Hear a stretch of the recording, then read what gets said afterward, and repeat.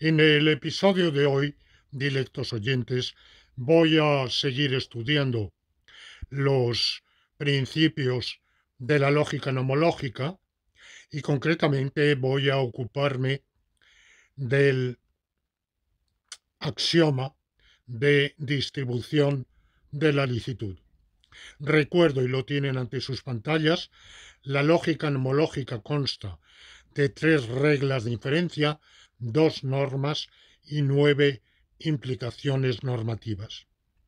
De estas implicaciones normativas ya hemos visto varias y ahora voy a ocuparme hoy de la que tienen en el bloque inferior de la pantalla, columna de la derecha, segunda por arriba, la que está indicada como dis-a, distribución del operador de autorización.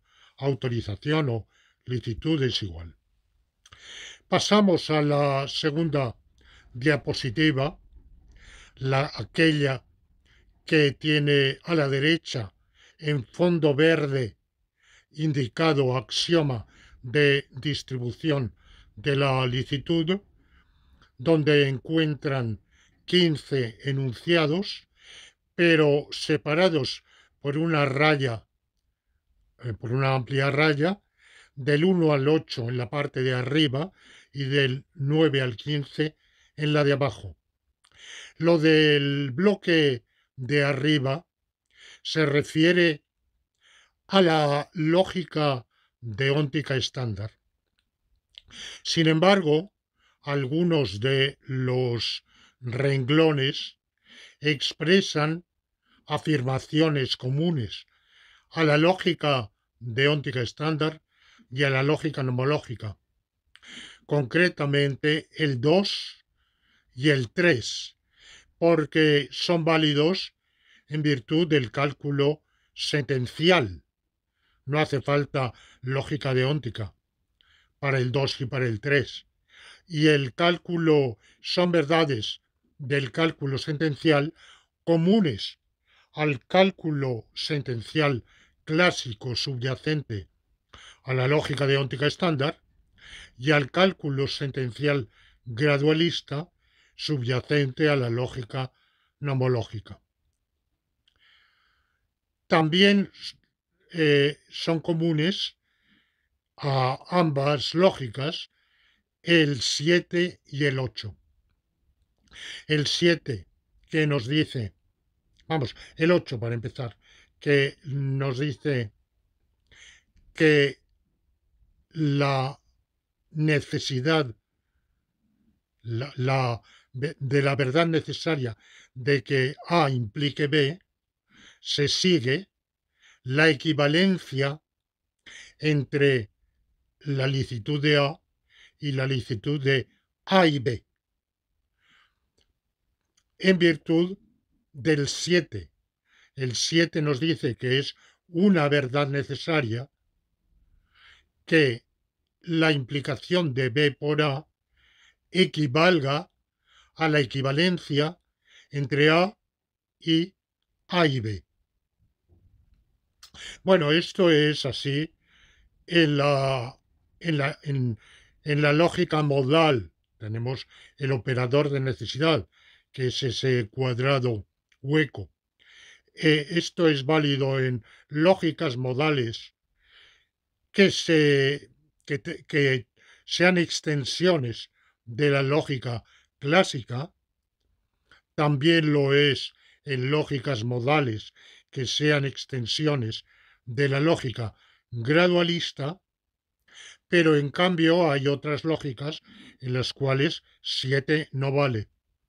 Por ejemplo, la lógica gradualista se parece a las lógicas relevantes, al cálculo E del entailment de Anderson y Belknap, y a las lógicas relevantes o relevantistas desarrolladas por mi difunto amigo Richard Rowley. Sin embargo, en ninguna lógica relevante es verdad que es verdad la equivalencia entre que A implique B y que sean equivalentes entre sí A y B con A. Esto no sucede en la lógica relevante porque, como lo demostré en un escrito de hace muchos años, la lógica gradualista es una extensión de la lógica relevante. Todo lo que es afirmable en la lógica relevante, en el cálculo E del entailment de Anderson y Belknap, todo ello es también afirmable en la lógica gradualista, pero no viceversa, no recíprocamente. Bueno, pero en cambio, en este punto, entre la lógica sentencial clásica y la gradualista, hay coincidencia. De manera que es una verdad necesaria en lógica clásica y en lógica gradualista que la implicación de B por A, perdón, equivale a la equivalencia entre A y B por un lado y a secas por el otro. De donde se sigue que la necesidad de que A implique B, de esa necesidad, el renglón 8, se va a seguir la equivalencia entre la licitud de A y B, la licitud conjunta de A y B y la licitud de A. Ahora bien, en la lógica deóntica estándar tenemos además el principio formulado en el renglón 1.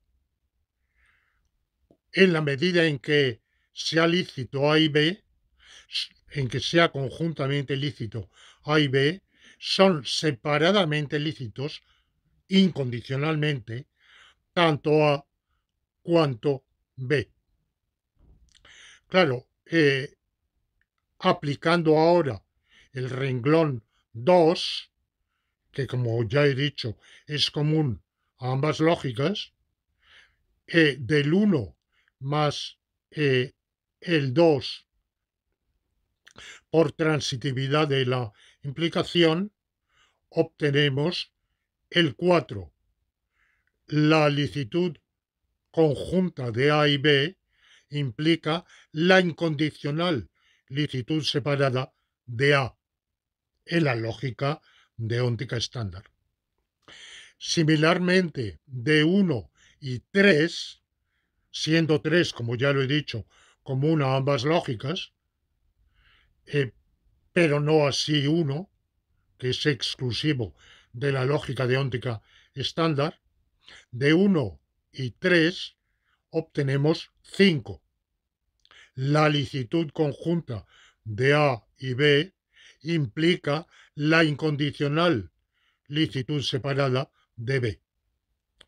Bueno, pues el 1, el 4, el 5 y el 6 son exclusivos de la lógica deóntica estándar.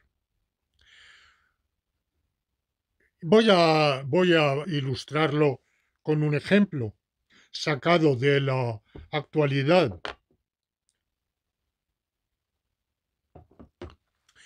Hay un reciente acuerdo diplomático de alto el fuego entre el Estado de Israel y la organización revolucionaria que ejerce el poder en Gaza, Hamas. En virtud de ese, voy a considerar que ese acuerdo, que tiene una una consideración de acuerdo diplomático de nivel internacional que formaría parte del derecho público internacional, voy a considerar que es una fuente del derecho. Y tomando esas premisas, tenemos en el acuerdo que Israel está autorizado a reclamar la entrega de los rehenes y permitir la llegada de ayuda humanitaria a la población de Gaza.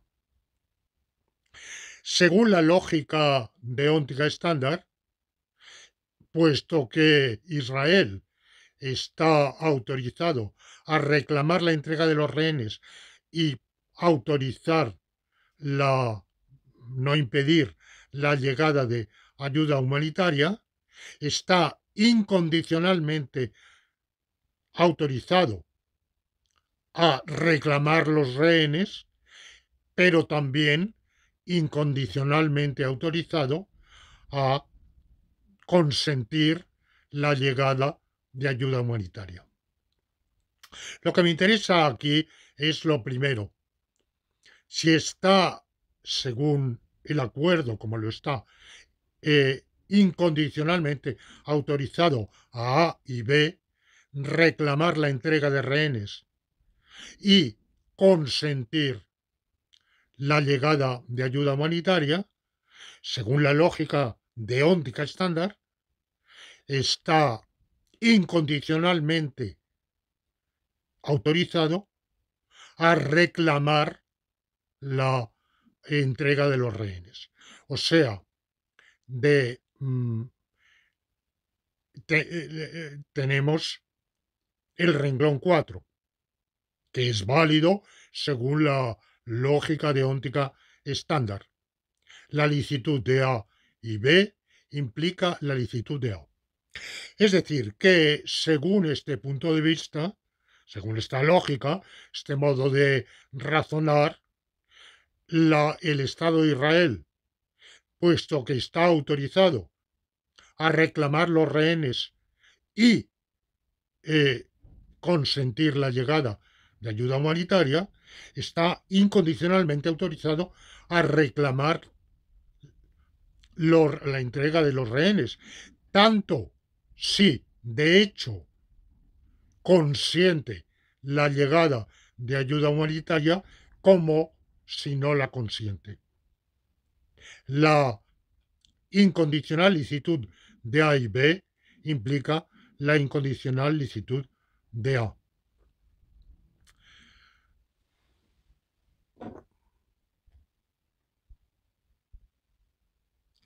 Bueno, ahora voy a tomar otro ejemplo que para ilustrar el por qué solo en la lógica deóntica estándar vale el 6.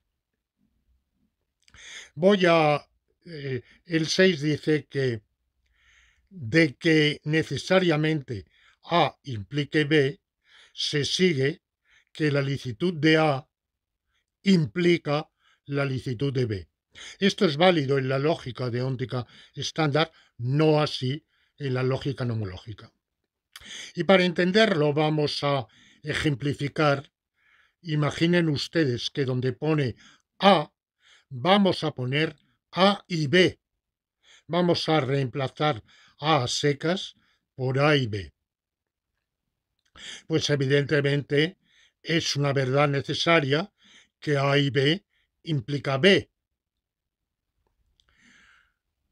Por tanto, como es una verdad necesaria que A y B implica B, es una verdad necesaria que A y B equivale a A, A y B. A y B es por el principio de idempotencia de la lógica clásica y de la lógica gradualista. Decir P y P equivale a decir P. Ya sé que en la conversación corriente, cuando digo me gusta y me gusta, lo expreso un me gusta intensivo. Pero desde el punto de vista lógico, no hay diferencia entre me gusta por un lado y por el otro me gusta y me gusta. Bueno, pues A y B es lo mismo que A y B. Por tanto, renglón 8 es a la izquierda, premisa, es una verdad necesaria que A y B implica B. De lo cual, a la derecha, la licitud de A y B equivale a la licitud de A y B. Muy bien, esto es común a la lógica deóntica estándar y a la lógica nomológica. Solo que en la lógica deóntica estándar vamos además a añadir 5, que no vale en la lógica nomológica. Entonces, gracias a 5 de la conclusión de 8, podemos extraer que la licitud de A implica la licitud de B. O sea que tenemos 6. Cuando A implica B, la licitud de A implica la licitud de B. Evidentemente, reclamar la entrega de rehenes y consentir la llegada de ayuda humanitaria implica reclamar los rehenes. Sin embargo, la licitud conjunta de reclamar rehenes y consentir ayuda no implica, vamos, sí implica en la lógica deóntica estándar, pero no en la lógica nomológica, licitud de reclamar los rehenes. Entonces pasamos al bloque de abajo, lo que es válido en la lógica nomológica. La lógica nomológica, en su primera, en su arcaica versión de mediados de los años 90, bueno, de a lo largo de los años 90, incluso primeros años del siglo actual, no había eliminado completamente el axioma 4 de la lógica deóntica estándar o su equivalente el 5, y no tenía nada para reemplazarlos. Sencillamente habíamos comprendido al elaborar esa lógica que entonces todavía no se llamaba nomológica, que tuvo varias denominaciones, una de ellas lógica juridicial. Bueno, pues en esa lógica deóntica no estándar, lógica deóntica gradualista, tuvo varias denominaciones. Bueno, era la lógica nomológica que todavía no había recibido ese bautismo. Y al comprender que ni 4 ni 5 eran admisibles, los había eliminado, pero la amputación era drástica, porque dejaba, o sea, sencillamente, de la licitud conjunta de A y B, no podíamos deducir en ningún caso ni la licitud de A ni la de B. Esto lo subsané posteriormente, reformulando, cambiando, reemplazando el axioma 5 de la lógica deóntica estándar por el 9.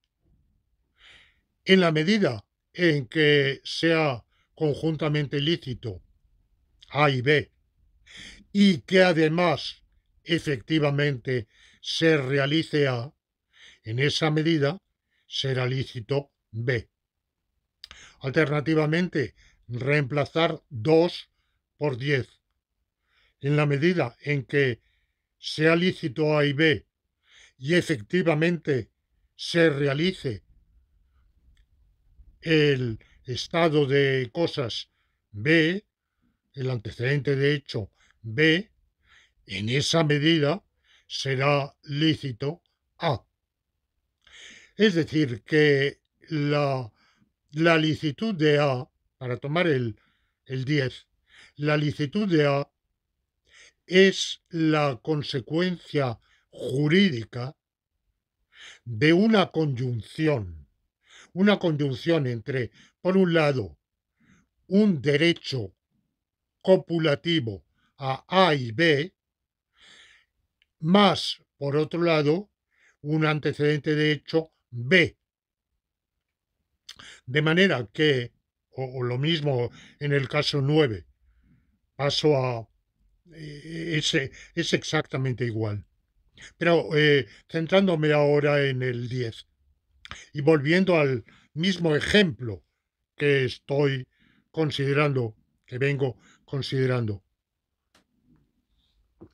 Israel tiene derecho, le es lícito, reclamar a los rehenes y consentir la llegada de ayuda humanitaria. Si, en la medida en que eso le es lícito y de hecho consiente o consienta, pongámoslo en subjuntivo, la llegada de ayuda humanitaria, sobreentiendo la llegada de la ayuda, de toda la ayuda humanitaria estipulada en el acuerdo, no de una gota. Bueno, en la medida en que le es lícito reclamar rehenes y consentir llegada de la ayuda, en esa medida le es lícito reclamar la entrega de rehenes.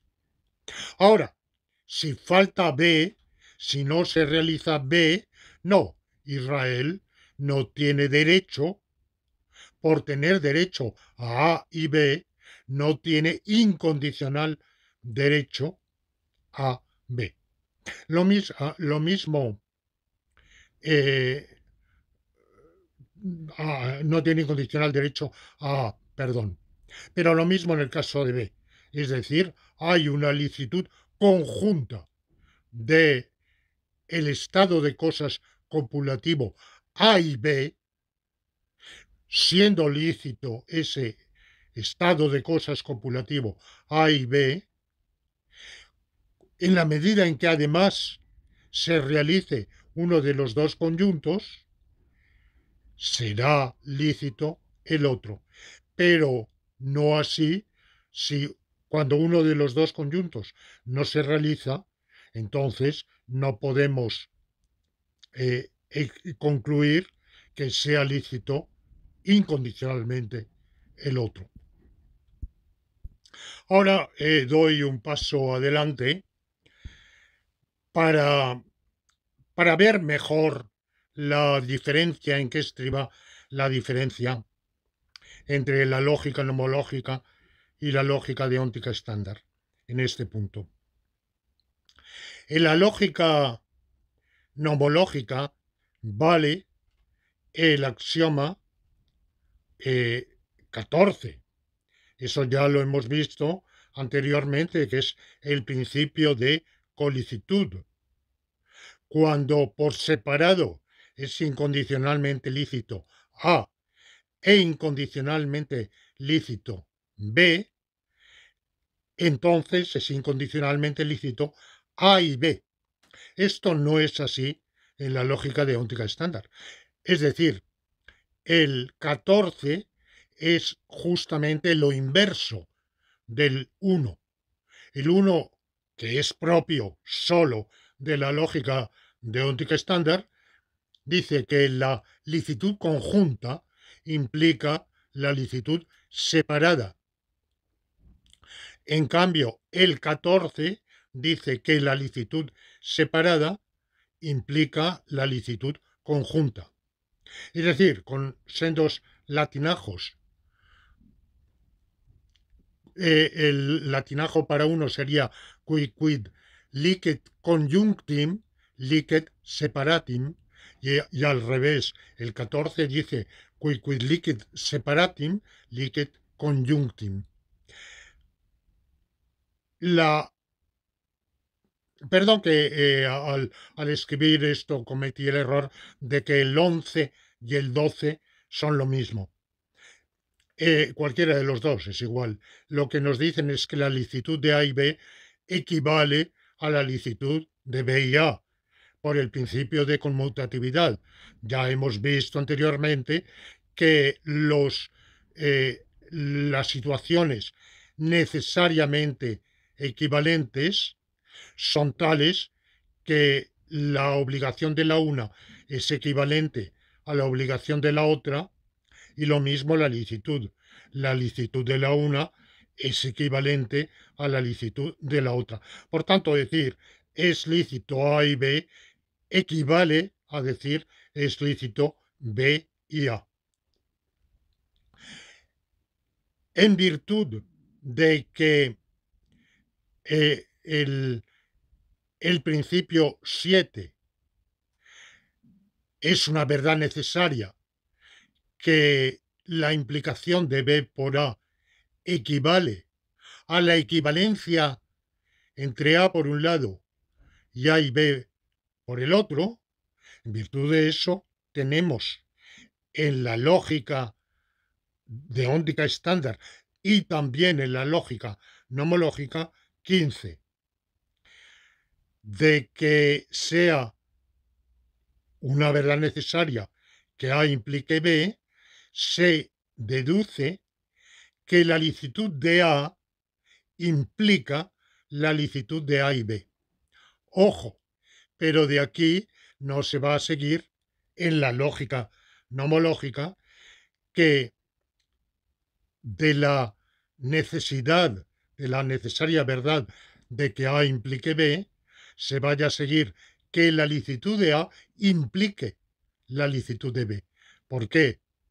Bueno, pues porque en la lógica nomológica la licitud de A y B no implica la licitud de B más que si, cuando efectivamente y en la medida en que efectivamente se realice, se haya realizado o se vaya a realizar A.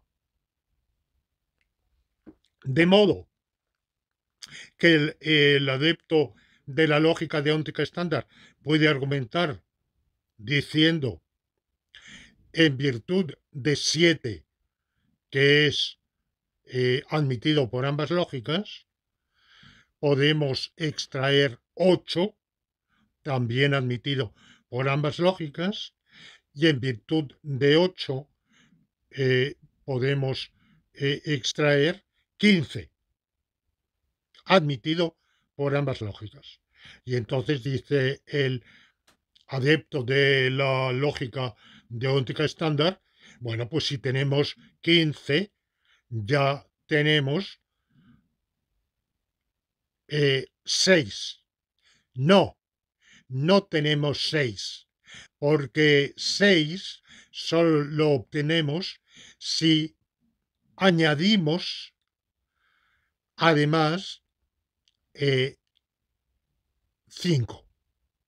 La licitud de A y B implica la licitud de B. Pero el partidario de la lógica nomológica no lo admite, porque no admite la licitud de B solo por el mero hecho de que sea lícito A y B. Requiere, además, la realización de A. Y lo mismo si invertimos B por A y A por B. O cualquier otro ejemplo. Yo en alguna ocasión he puesto el de un testamento. Un legatario, supongamos que en virtud de un legado, tiene derecho testamentario, por tanto legal, a obtener la casa del páramo. Por ejemplo, el difunto, el de cuyus, redacta un testamento en el cual lega a su primo Manuel la casa del páramo con la manda de cuidar a los gatos que, que tiene en ella. Bueno, pues el adepto, evidentemente, podemos decir, en virtud de eso, el legatario tiene derecho a quedarse con la casa del páramo y cuidar a los gatos.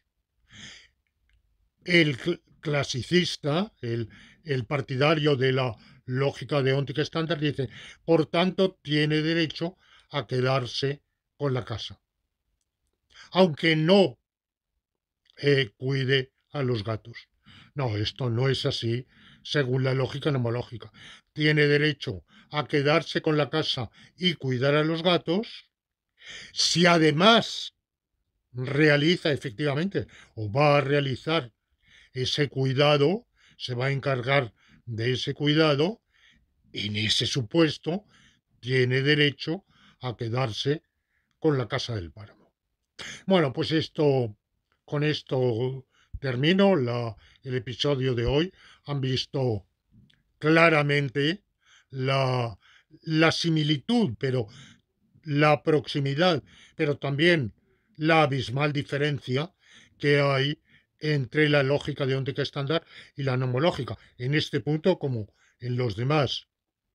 ¿Qué conclusiones aterradoras podríamos extraer de los ejemplos que he puesto con la lógica deóntica estándar y por qué la misma sería catastrófica, nociva, deletérea en la argumentación jurídica en casos prácticos? ¿Y por qué, en cambio, argumentar como lo propone la lógica nomológica es perfectamente útil, válido, sensato, razonable, y es como razonaría cualquier jurista que esté en sus cabales?